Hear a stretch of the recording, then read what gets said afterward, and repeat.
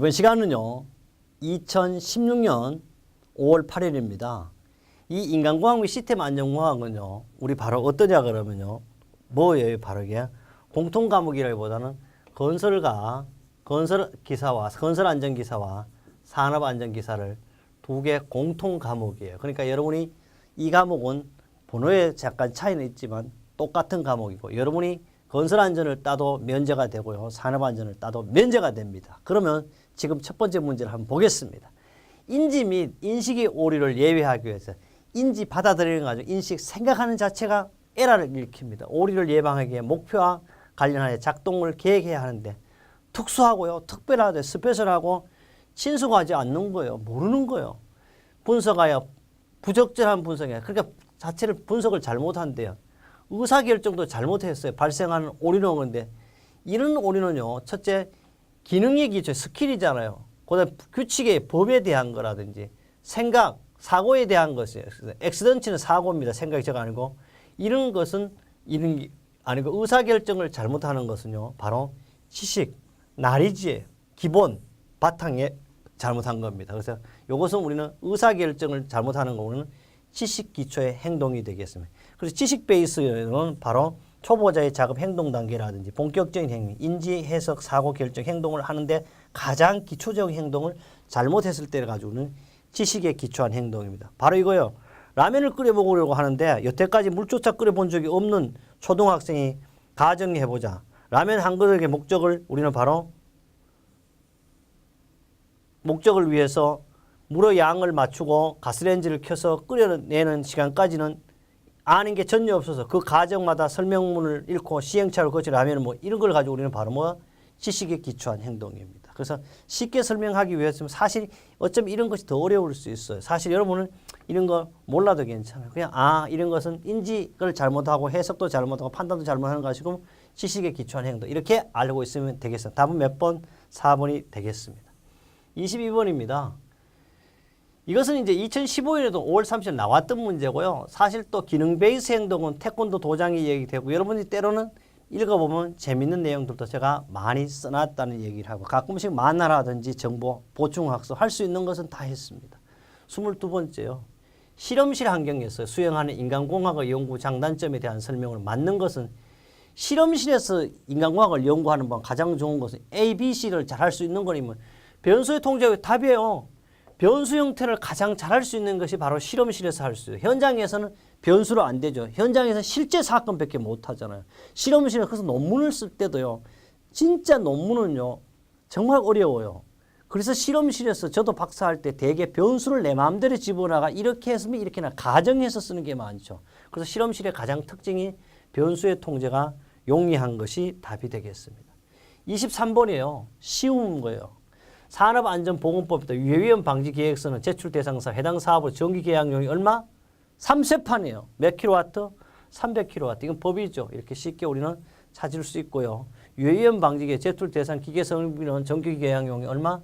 300킬로와트 이상인 사업에 된다는 거. 이거는 법 48조도 있고 2013년, 2012년 계속해서 나왔던 문제가 되겠습니다. 24번입니다. 시스템 안전 분석 방법 중 예비 위험 분석 최초에 하는 거예요. 구상할 때 하는 거예요. 시작할 때 하는 거예요. 계획할 때라 그랬죠. 식별할 4가지 범주에 속하지 않은 것은 4가지. 첫째 무시 과정. 이거는 4단계죠. 그다음 파국적인.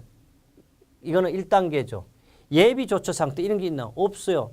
위기 상태, 중대 상태. 답은 4번 이렇게 쉽게 찾을 수가 있겠어요. 우리는 도표로도 그림도 책에 잘 만들어 두었습니다.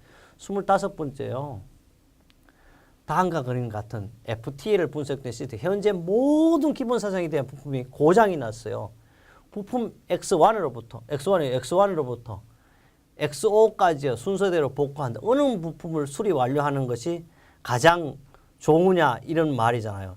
여기서 알아둘 것이 있습니다. 여기서는 반드시 중복되는 사상을 있잖아요. 중복되는 사상을 없애야 돼요. 중복되는 사상을 없애야 되는데 여기서 조금 더 얘기한다면 이는 T를 발생시키기 위해서는요. T를 잠깐만요. 이 T를 정상 가동이 되겠는가 그랬는데 실제는 3, 5 이런 게 가장 중요한 것은 중복되는 숫자를 좌우로 찾으면 돼요.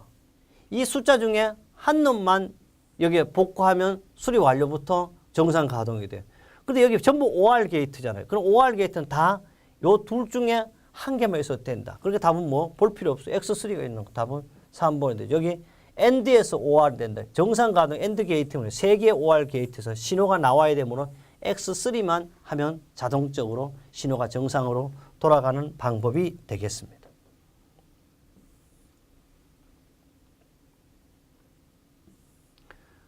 그 다음에 이게 여러 가지로요. 이렇게 여러분 그림을 그려놨는데 이게 오히려 더 복잡할 수도 있어요. 이건 똑같이 나왔어요. 2008년, 2010년, 12년 개선. 그리고 X3는 시작과 끝에 있기 때문에 우리는 AND 게이트 조건과 일치하기도 합니다. 그래서 이건 내용물을 푸는 것보다 쉽게 여러분 하는 방법도 가정할 수가 있습니다.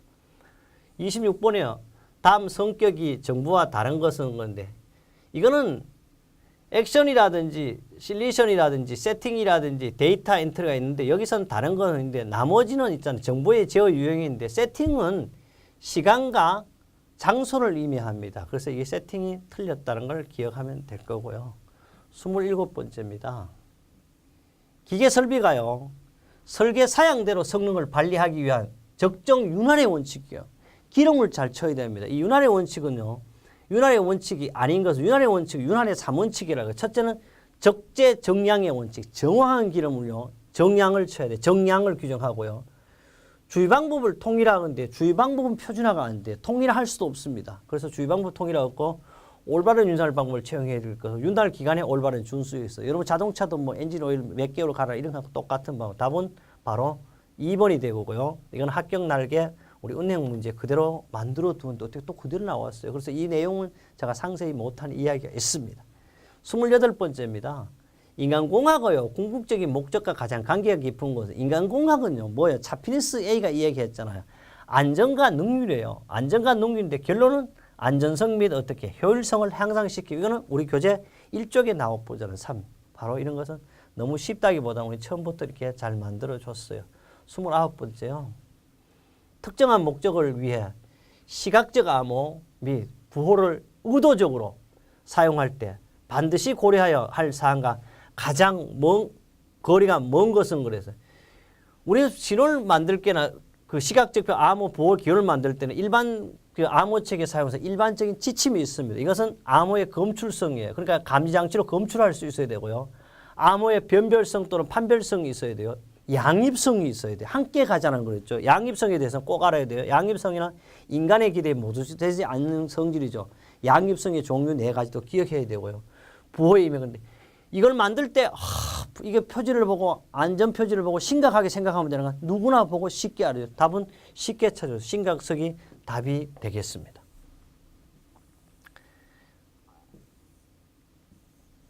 그 다음에요. 30번인데 이거는 뭐 계산하는 거 만들어 놓으면 돼요.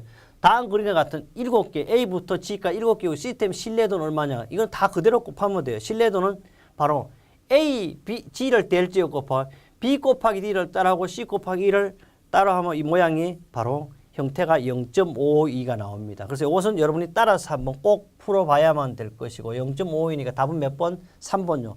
저는 벌써 수없이 보다 보니까 눈에 딱 바로 들어옵니다. 꼭 기억해야 되고 이건 한번 풀어보고 어려운 문제 중에 유일하게 다시 얘기 한 문제밖에 없어요. A부터 G까지 이 문제는 한 문제 맨날 나오는 다른 것도 마찬가지지만 유일하게 3번은 하나밖에 없다. 0.552 저는 지금도 외웠잖아요. 그러니까 그 기억하면 될 거예요. 31번째입니다. 여러 사람이 사용하려는 의자 좌면요.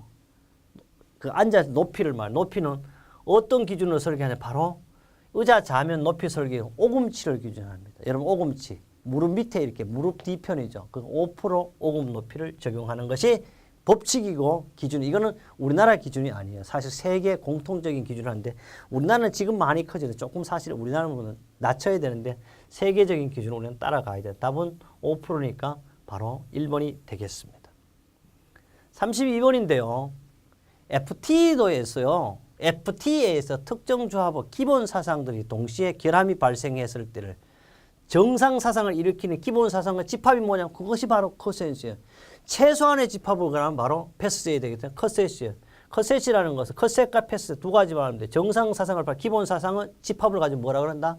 컨셉. 답이 바로 1번으로 나와 있습니다. 33번입니다. 정보를요. 촉각적 암호 방법으로 촉각적은 뭐예요? 손으로 만져보는 거 아닙니까? 그래서 우리 맹인들이 하는 거예요. 점자 맞네요. 진동 맞네요. 온도 점자 튀어나오고 올록볼록 진동 떨리는 현상 온도 높낮이 답은 1번 벌써 나왔어. 촉각자 암호 구조는 점자 진동 온도밖에 없고요. 이 점 문턱값이 뭐냐면 손으로 두 점을 눌렸을 때 느끼는 감각이 서로 다르게 느껴지는 거 가지고 2점 문턱값이라. 그래서 서로 다르기 때문에 두 점을만 서로 다르기 때문에 그거로 글자도 구별하는 게 누구다? 장인 명인이라고 그러죠. 그건 손바닥, 손가락 끝으로 연결되고요. 촉각자 암호 구성 세 가지는 점자, 진동, 온도 해설로 완벽하게 했고요. 우리나라 2-28쪽에 합격 날개, 합격 예측이 있고 건설안전기사 같은 3-28에 있을 거고 2013년 8월 18일 문제 37번에도 상세하게 나와 있다. 34번에요. 전신 육체적 작업에 대한 계략적 휴식 시간의 산출 공식입니다. 휴식 시간은요. 필요하기 때문에 휴식을 하는데 휴식 시간은 R로 잡았을 때 이런 작업은 이런 간단하죠. R은요. 2 빼기 1.5분의 2 빼기 혹은 어떻게 5가 될 수도 있고 얼마 될 수도 있다. 바로 이거는 60 빼기 어떻게 영혼에 2 빼기 잠깐만요. 이게 여기 전신 작업으로 대한 산출 공식으로 맞는 것은 그래서 이 산출 공식은요. 반드시 60 곱하기 2 빼기 1.5 여기까지 다 똑같아요. 여기는 이제 때로는 4인데요. 4로 할 때도 있고 때로는 5로 할 때 우리 교재에 상세히 설명을 들었죠. 답은 2번이죠. 이거는 계산하는 게 아니고 공식으로 주어졌습니다. 이거 나오죠. 휴식 시간은 2 빼기 1.60 곱하기 2 마이너스 4로 하는데 요거는 60분은 총 작업 시간을 주어졌고 1.2kcal 휴식 중에 에너지 소비는 이거는 다 주어져. 이 공식이에요. 이거는 여러분 어떻게 머릿속에 기억에 푸는 문제는 사실 잘 나오지 않습니다.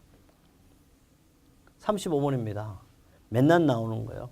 FT 도에서 사용하는 기호 3개 입력 현상 중에 3개요. 현상 중에서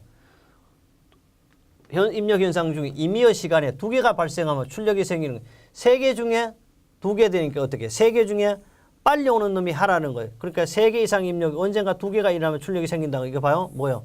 잘 알아야 될 말이 있어요. 여기 말이 3개 입력 현상 중 시간에 2개가 발생하면 2개가 먼저니까 우선적 빨리 오는 것만 일어난다. 이런 걸 가지고 우리는 우선적 엔드 게이트라 이렇게 이야기하고 있습니다. 우선적 엔드 게이트가 바로 이번에 맞죠? 35번도 우리는 내가 착각했네요.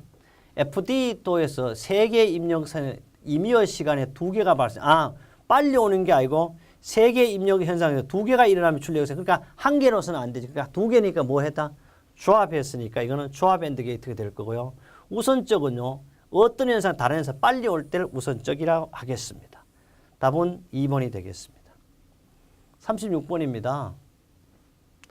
첨단 경보 시스템의 고장률은요. 얼마냐 하면 0입니다. 첨단 0인데 경계 효과로 조작자 오일이 0.01T per hour이며 인간의 실수는 균질한 것으로 가정하는데 똑같다고 보면 균질한 가정하는데 또한 이 시스템의 스위치 조작자는 1시간마다 스위치를 작동해야 하는데 인간의 오류, 휴먼 에러 프로필리티라는 0.001인 경우 2시간, 6시간 사이 기계 시스템의 신뢰도는 얼마입니까?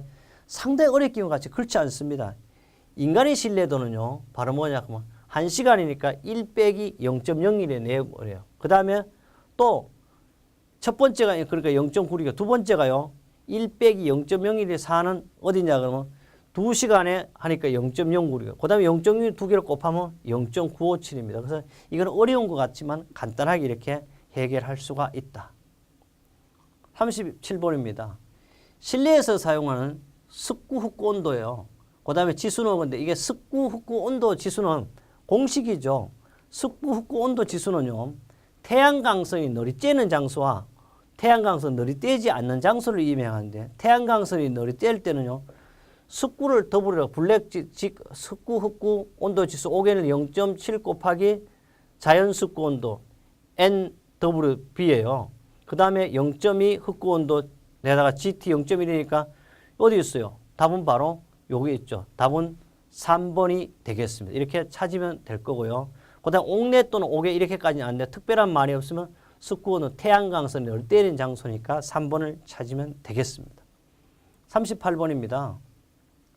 화학설비의 안전성 평가 방법 중 공장의 입지 조건이나 공장 내 위치에 관해서 어느 것에 해당되냐 다한 건데 안전성 평가 방법 공장의 입지 조건이에요. 공장의 입지 조건은 배치 어느 상황에 되냐 우리는 알아도 1단계는 관계 자료의 작성 준비, 2단계는 정성적 평가인데 정성적 평가 안에는 공장 내 입지 조건 평가가 포함이 되고 있습니다. 정량적 평가는 우리가 물질이라든지 용량이라든지 이런 거 알 수 있죠. 그 다음에 4단계는 안전 대책이니까 답은 바로 뭐 얼마? 2번이 되겠습니다. 그 다음에 39번인데요. 국내 규정상 1일 노출 횟수가 100일 때 최대 음압수는 몇 데시벨을 초과하는 충격소음에 노출되냐는 우리는 충격소음은요. 알아둘 게 있어요. 100을 기준으로 했을 때는요. 140데시벨 노출되면 안 되고 1000일 때는 130이요. 만일 때는 120이요. 그러니까 100일 때 여기는 얼마? 100데시벨을 100일 때 했으니까 이거는 140이니까 답은 몇 번? 4번을 이렇게 찾으면 되고요. 여기 알아둘 게 있어요. 합격 날개, 합격 예측에 닿았지만 120 충격 소음이라는 건 최대 음압 수준의 120데시벨 이상인 소음이 1초 이상 간격으로 발생하는 거 가지고 우리는 충격 소음이라 이렇게 이야기하고 있습니다. 40번째입니다. 위험 및 운전성급 때 하잡에서 사용되는 가이드워드 중에 성질상의 감소를 의미하고 이거는 사전적인 영어의 사전적인 수거를 찾으면 되겠죠. 성질상의 감소니까 뭐예요? 여기는 나 또는 이거는 부정을 나타내는 거고요. as well as는 어떻게? 성질상의 여기는 as well as는 증가를 나타내는 거 다 됐네요. part of 어떻게 했어요? 이게 바로 성질상의 감소를 나타내는 거가 되겠다. 이것은 우리 교재 2-117쪽에도 있고 2011년 8월 21일도 나와 있습니다. 우리 이렇게 했어요. 바로 2016년 5월 8일 이해 문제를 2과목 했습니다. 다음에는요. 다음 과목에서는 더더욱 여러분의 합격을 안전하게 모시기 위해서 제가 더 혼을 바치는 강의를 하도록 하겠습니다.